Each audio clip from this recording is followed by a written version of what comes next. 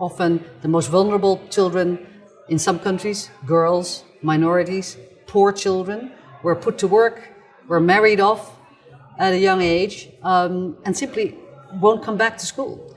So how do we make sure we catch these children and prevent them falling through the cracks?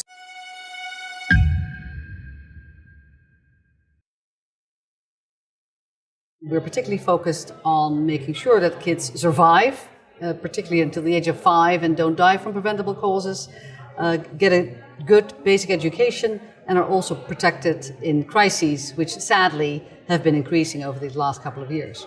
We were coming out of a pandemic, and then of course, late February, the Ukraine war happened.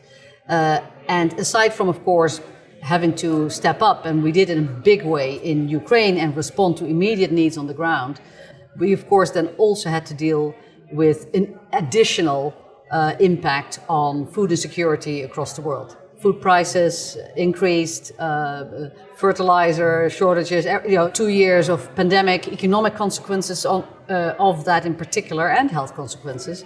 And then a war that is absorbing so much attention and bandwidth and funding from the rest of the world.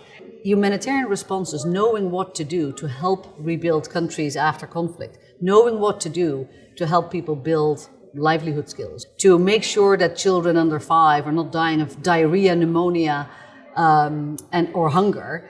Those are the things we have solutions for today. They're not even that expensive. I think expectations for businesses have gone up. The thing that's particularly important for business to realize is that if they want to attract and retain their talent, their people, particularly younger generations, they expect to work for responsible businesses that do more than just look at the bottom line. And businesses can help.